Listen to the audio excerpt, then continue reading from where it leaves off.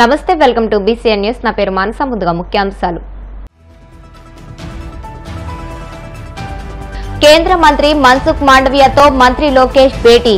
అమరావతిలో అంతర్జాతీయ ప్రమాణాలతో నిర్మించే స్పోర్ట్స్ సిటీ నిర్మాణానికి సహకారం అందించాలని విజ్ఞప్తి.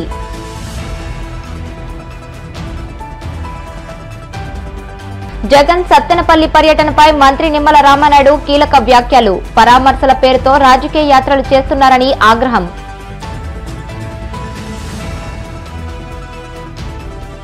వ్యవసాయంలో యాంత్రీకరణ దిశగా రైతులు అడుగులు వేయాలన్న కాకినాడ జిల్లా కలెక్టర్ షణ్మోహన్. ముందస్తు సాగుపై దృష్టి పెట్టడం ద్వారా జిల్లాలో 3 పంటలు సాధ్యమవుతాయని వెల్లడి. బీసీలకు 42% రిజర్వేషన్లు కల్పించిన తర్వాతే స్థానిక సంస్థల ఎన్నికలు నిర్వహించాలన్న కవిత. సీఎం రేవంత్ అనుమతి తీసుకురావాలని డిమాండ్. దేశ రాజధాని ఢిల్లీ పర్యటనలో ఉన్న మంత్రి నారా లోకేష్ పలువురు కేంద్ర మంత్రులను కలుస్తూ బిజీగా ఉన్నారు. గురువారం కేంద్ర యువజన వ్యవహారాలు, క్రీడలు, కార్మిక, ఉపాధి శాఖల మంత్రి మన్సుఖ్ మాండవియాను కలిశారు. అమరావతిలో అంతర్జాతీయ ప్రమాణాలతో నిర్మించే స్పోర్ట్స్ సిటీ నిర్మాణానికి సహకారం అందించాలని కోరారు. అనంతరం లోకేష్ మీడియాతో మాట్లాడుతూ ఆంధ్రప్రదేశ్ ను స్పోర్ట్స్ హబ్ గా మార్చడానికి సహకారం అందించాలని కేంద్ర మంత్రిని కోరినట్లు చెప్పారు.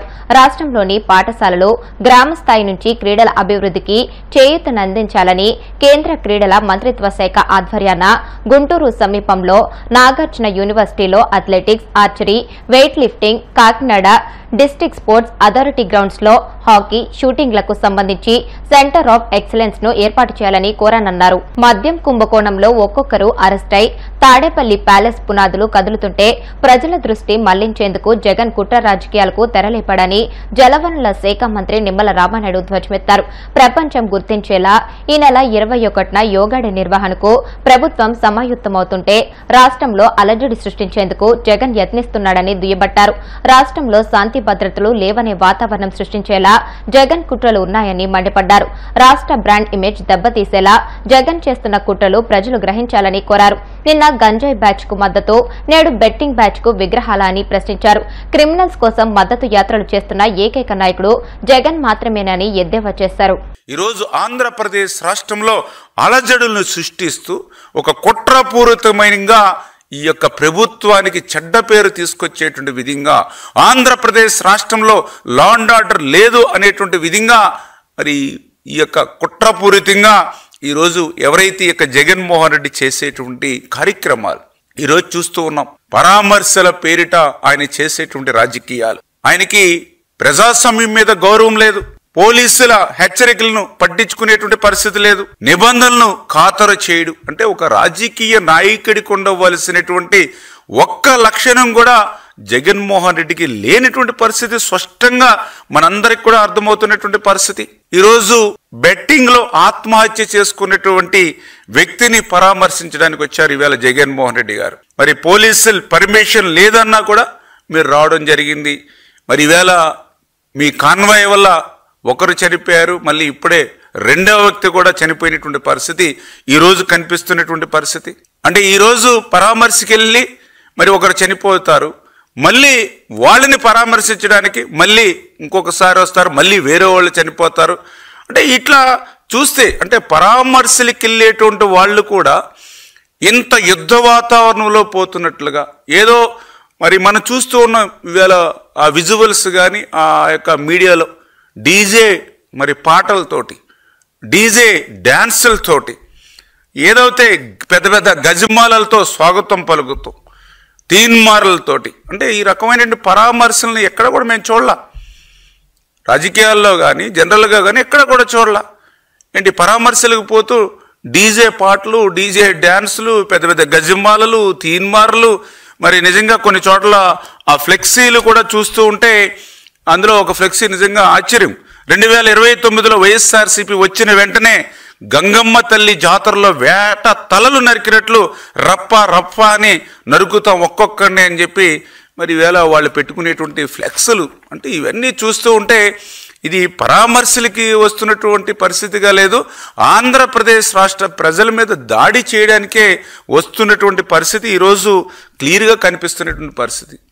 అందులో కూడా మరి ఏదైతే ఆయన కాన్వాయ్ లోంచి మరి తగిలి ఎవరైతే మరి మధ్యాహ్నం ఎవరైతే చనిపోయారో మరి ఆయన ఒక దళిత బిడ్డ, అంటే ఒక దళిత బిడ్డ మరి చనిపోతే నిజంగా ఆయన్ని వెనువెంటనే మానవత్వం అనేటువంటి ఏ వ్యక్తి అయినా సరే యాక్సిడెంట్ అవుతే ఇమ్మీడియట్లీ ఆ కాన్వాయ్ని ఆపుకుని ఆ ఎవరైతే గాయాలు పాలిన వ్యక్తిని ఆ యొక్క అంబులెన్స్లో కానీ లేదా అందుబాటులో అవసరమైతే తన కాన్వాయ్లో ఉన్నటువంటి కారును సైతం ఇచ్చి హాస్పిటల్కి పంపించి ప్రాణాలు కాపాడుతారు. ఏ నాయకుడు కాని అవసరంలా సామాన్య ప్రజలైనా సరే ఆ పని చేస్తారు. ఎన్నో మనం మీడియాలో కూడా చూసాం. కానీ ఈరోజు నీ కాన్వాయ్ తగిలి ఈవేళ ఒక వ్యక్తి గాయాల పాలవుతే కనీసం ఆసుపత్రికి తీసుకెళ్లాలనేటువంటి ఇంగిత జ్ఞానం నీకు కానీ నీ అనుచర గణానికి కానీ లేదు అని అంటే ఒక వ్యక్తి చనిపోయాడనే పరామర్శకి వెళ్తూ ఇంకొక వ్యక్తి చనిపోయేటువంటి పరిస్థితులు సృష్టించేటువంటి వ్యక్తికి ఈవేళ నీకు రాజకీయాల్లో ఉండేటువంటి అర్హత ఉందా? ఇదేనా నువ్వు దళితులకు ఇచ్చేటువంటి గౌరవం అని చెప్పి ఈరోజు జగన్మోహన్ రెడ్డి గారిని కూడా ప్రశ్నిస్తామని చెప్పి తెలియజేసుకుంటూ, వ్యవసాయంలో యాంత్రీకరణ దిశగా రైతులను ప్రోత్సహించే లక్ష్యంతో రాష్ట్ర ప్రభుత్వం డ్రోన్లు, వివిధ యంత్ర పరికరాలను రాయితీపై అందిస్తుందని, ఈ సదుపాయాలను కాకినాడ జిల్లాలోని రైతన్నలు సద్వినియోగం చేసుకోవాలని కలెక్టర్ షణ్మోహన్ సగిలి సూచించారు. కాకినాడ కలెక్టరేట్లో జిల్లా వ్యవసాయ శాఖ ఆధ్వర్యంలో ఏర్పాటు చేసిన ప్రత్యేక కార్యక్రమంలో జిల్లా కలెక్టర్ ముఖ్య అతిథిగా పాల్గొని 688 మంది రైతులకు వ్యవసాయ యంత్ర పరికరాలను సంబంధించి మంజూరైన రాయితీ 3,82,80,028 రూపాయల నమూనా చెక్కును అందజేశారు. అనంతరం రైతులకు వివిధ రకాల విత్తనాలకు సంబంధించిన మినీ కిట్లను, పవర్ స్ప్రేలను పంపిణీ చేశారు. ట్రైనింగ్కి వెళ్ళి ఇంకొక ఊర్లో వచ్చి చూసుకొని మా ఊర్లో నేను స్టార్ట్ చేస్తే నమ్మకంగా వస్తారని నమ్మకంతో దిగాడు అబ్బాయి. చేతి నుంచి ఎంత పడింది? 5 lakhs. మీ చేతి మీద 5 lakhs పడింది. 5 lakhs. 2 lakhs. 1,90,000 పడింది. 1,90,000 పడింది. 1,90,000 అంత ఈజీ కాదు కదా, చిన్న అమౌంట్ కాదు. అంటే మనకి 5 లక్షల్లో పర్సెంటేజ్ అన్ని పక్కన పెడితే ఒక ఫ్యామిలీ ఇమీడియట్ గా 1,90,000 పెట్టి ఇది ఉపయోగపడుతుందో లేదో నేను సొంతంగా ట్రై చేయకుండా ఇంకొకరి చోట చూసా, ఎక్కడ వేరే చోట చూసారమ్మా ట్రై చేసిన చోట? ఎక్కడ చూసా? లాస్ట్ టైం పక్క విలేజ్ లో చూడడం జరిగింది సార్.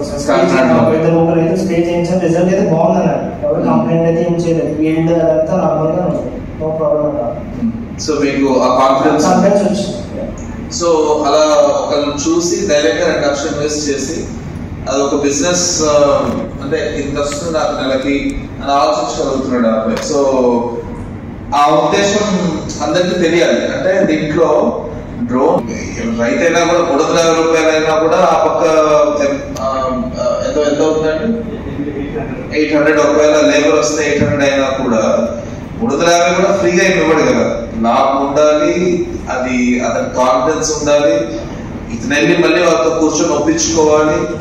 సో ఇన్ని స్టెప్స్ ఉన్నాయి అందులో.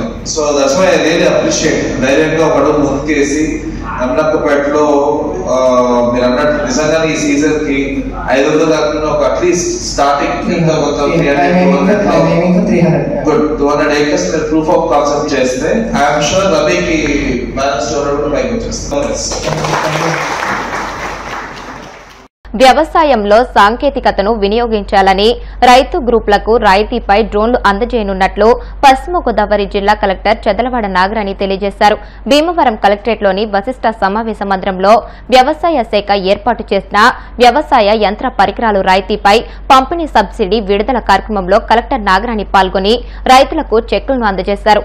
ఈ సందర్భంగా ఆమె మాట్లాడుతూ నూతన సాంకేతికతను రైతులు అందిపుచ్చుకోవాలని అన్నారు. జిల్లాలో కిసాన్ డ్రోన్స్ పేరిట గ్రూపులకు 80% సబ్సిడీతో 40 డ్రోన్లు లక్ష్యంగా నిర్ణయించగా 41 డ్రోన్లను కేటాయించడం జరిగిందని అన్నారు.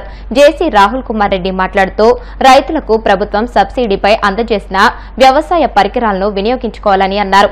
యంత్ర పరికరాల వినియోగంతో ఉత్పత్తి పెరగడంతో పాటు ఖర్చు తగ్గుతుందని, ఆదాయం పెరుగుతుందని అన్నారు. రైతులందరికీ కూడా సొంతంగా వారికి sprayers, battery operated sprayers, rotavators, power tillers ఇవన్నీ అందివ్వడం, అది కూడా చాలా స్మూత్గా అంతా కూడా పేపర్లెస్ ఆన్లైన్. అంటే పేపర్ కానీ ఎవరు తీసుకొచ్చి అప్లికేషన్స్ తీసుకొచ్చి ఆఫీస్లో ఏడీఏ ఆఫీస్లో ఇవ్వాలా, కలెక్టర్ గారి దగ్గరికి ఇవ్వాలా అనే ఒక కన్ఫ్యూషన్ అది లేకుండా మీరంతా మీ యొక్క గ్రామం స్థాయిలోనే జిఎస్డబ్ల్యూఎస్ లేకపోతే రైతు సంపద కేంద్రాల్లోనే ఆన్లైన్ అప్లికేషన్స్ అన్నీ కూడా ప్రాసెస్ అవ్వడము, తర్వాత ఈ ఎక్విప్మెంట్స్ సెలెక్ట్ అయిన ఎక్విప్మెంట్స్ మీరు కోరుకున్న ఎక్విప్మెంట్స్ మీ ఇంటి దగ్గరే వచ్చి అందివ్వడం, ఇవన్నీ కూడా చాలా సంతోషించదగ్గ విషయం. మనందరికీ తెలుసు ఈ ప్రపంచ నాగరికత అంతా కూడా వ్యవసాయంతోనే మొదలైంది.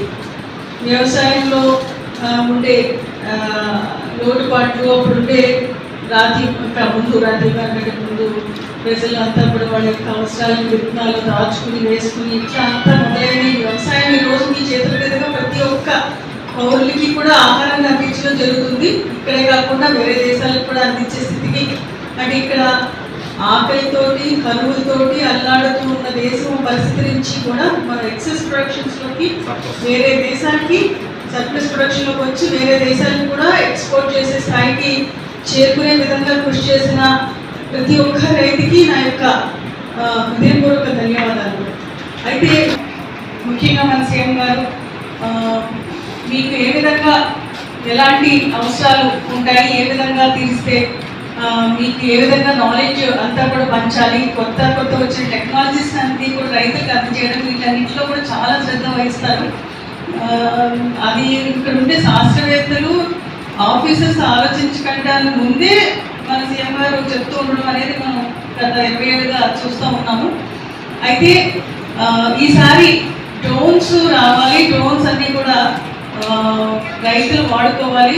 డ్రోన్స్ ఇప్పటివరకు 40 వరకు 15 అందజేయండి, మిగిలిన కూడా అతి తొందరలోనే రైతులకి అందజేయడం జరుగుతుంది. వీటిని విస్తృతంగా వాడే విధంగా, వారికి మార్కెట్ కూడా అందే విధంగా అందరూ సహకారాలు మన అగ్రికల్చర్ డిపార్ట్మెంట్ ఆఫీసర్స్ కానీ మిగతా రైతు సోదరులు కానీ వారికి సహాయ సహకారాలు అందించాలని చెప్పేసి కోరుతున్నాను.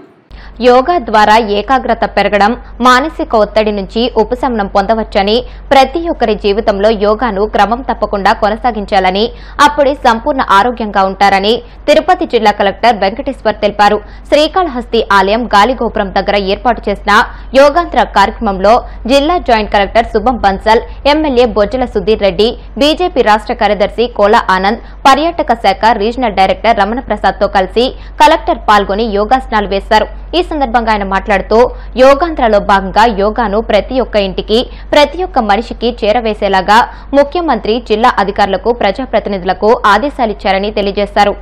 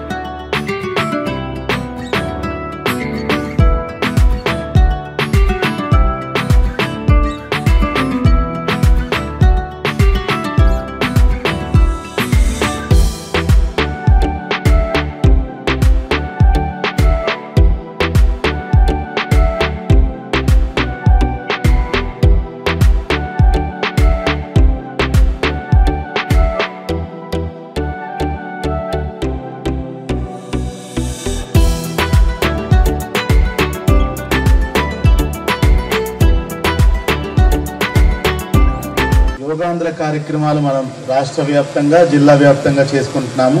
యోగాంధ్రలో భాగంగా యోగాని ప్రతి ఒక్క ఇంటికి, ప్రతి ఒక్క మనిషికి చేరవేసేలాగా గౌరవ ముఖ్యమంత్రి గారు జిల్లా అధికారులకి, ప్రజాప్రతినిధులకి అందరికి కూడా ఆదేశాలు ఇచ్చున్నారు.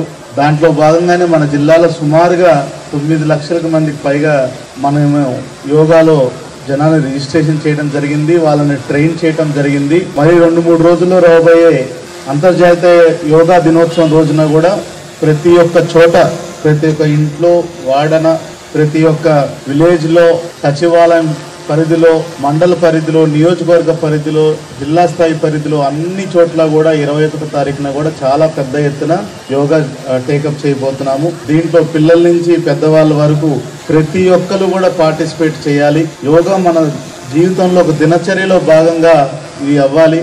21వ తారీఖు తర్వాత కూడా ప్రతి ఒక్కరు యోగా కంటిన్యూ చేయాలి.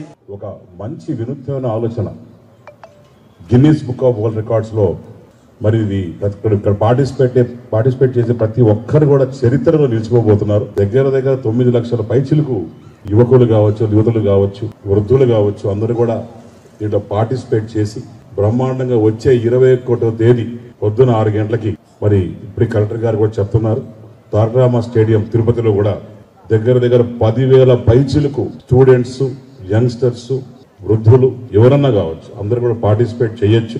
ప్రతి ఒక్కరు కూడా దీంట్లో ఒక భాగం అవుదాం. మన ఉరుకుల పరుగుల జీవితంలో ఒక మార్పు రావాలన్నా, మన ఆరోగ్యం బాగుపడాలన్నా, కూటపడాలన్నా మనకి యోగా అనేది చాలా ముఖ్యం అని చెప్పి ఇది తెలియజేసుకున్నా. అంతేకాకుండా కాబట్టి ప్రతి ఒక్కరిని ఒక అరగంట, ఒక గంట సేపు మీకోసం కేటాయించుకోవాలి.